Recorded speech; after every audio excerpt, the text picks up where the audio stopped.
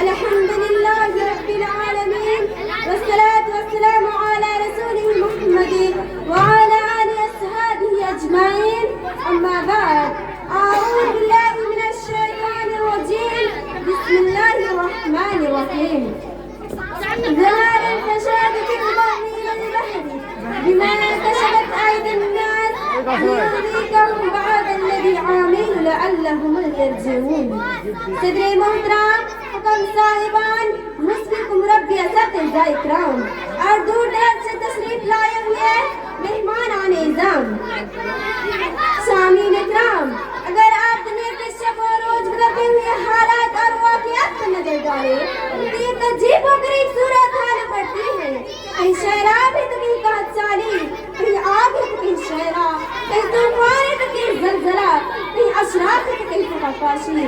کیا ہم نے کبھی غور کیا کہ غیر مملکتیت کے باوجود کیوں کا دنیا کی پشمنندہ اور بے کیف ہو گئی ہے؟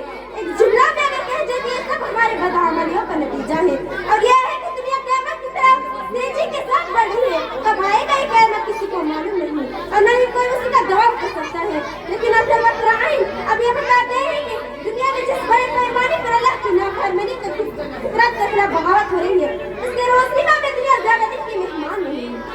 شامعین اکرام، تاریخ انسانی میں کئی بار ایسے واقعات بھی رونما ہوئے ہیں جن سے پورے دنیا کے لوگ متاثر ہوئے، اور ان تاریخ بڑے پیمانے علاقات ہوئے چونکہ ان علاقات خیز واقعات کا اسباب رب کائنات کے خلی اور انسان کا اپنی سنگین ذرائع گناہ تھا، اسی لیے انہیں عذاب الہی کہا گیا ہے۔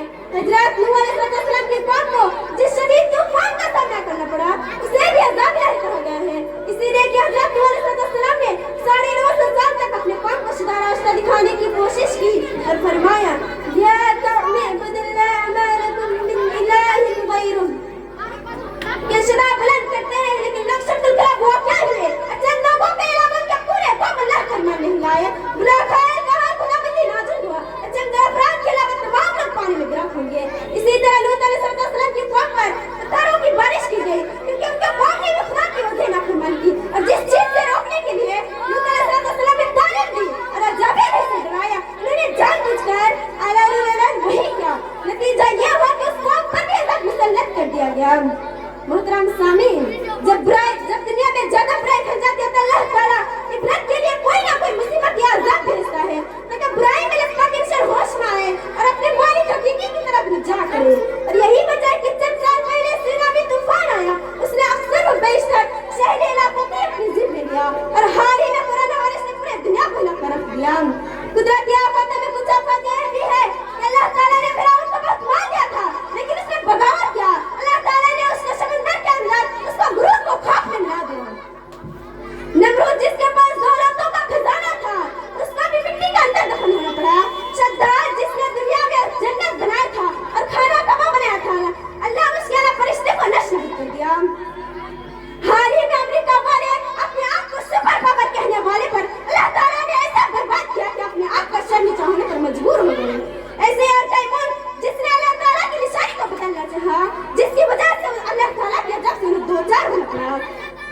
شامعین اکرام، لیکن اس عبرت کو حاصل کرنے کے بجائے ہم نے اسے برا خوف سمجھ کر بھلا دیا۔ ان قدرتی آفت کا آنے پر بجائے اس کی کہ کوئی عبرت حاصل کرے۔ دنیا ابھی تک مالک الملک القوت قہر ذلیل اور اس کی عبرت انگیز نشانیوں کو دیکھ کر اپنی جگہ بدست اللہ لعاب موضوعات میں بھرپور غفلت میں مبتلا ہے، جبکہ تمام کے تمام آفت زندہ دل انسانوں کے لیے درج کیا تھے۔ خبردار، سنبھالو، ہوشیار ہو جاؤ، انجام کا فکر کرو۔ اگر ایسی خوفناک دلوں اور خطرناک واقعات کو پڑھنے سننے اور دیکھنے کے بعد بھی ہمارے اندر تبدیلی پیدا نہیں ہے، ہمارے ضمیر بیدار نہیں ہے، ہمارے احساسات کے اندر حرکت و جنبش نہیں ہے، یوں انجام سے غافل ہو کر اپنے اس غیر شرعی روز پر جما رہے ہیں اور اللہ رب العالمین سے بغاوت کا علم بلند کر رہے ہیں، بدعات و خرافات و نفس پرستی کے سمندر میں غوطہ زن رہے ہیں۔ تو پھر ہمیں مزاجی ایسی آفات و مصیبت کا سامنا کرنے کے لیے اور قہر الہی کا شکر ہونے کے لیے تیار ہو جانا چاہیے۔ لہٰذا کل بندی اور ہوش مندی اسی میں ہے کہ ہم زلزلہ سمندر لہر اور طوفانوں کو روک کو پہچانے اور اسی سے عبرت کا نصیحت حاصل کرے اور عمل صالح کی طرف راغب ہو۔ اللہ تعالیٰ ہمیں غفلتوں سے نجات دے اور ہمیں ان حادثات سے عبرت حاصل کرنے کی توفیق عطا فرمائے۔ آمین۔ السلام علیکم ورحمۃ اللہ وبرکاتہ۔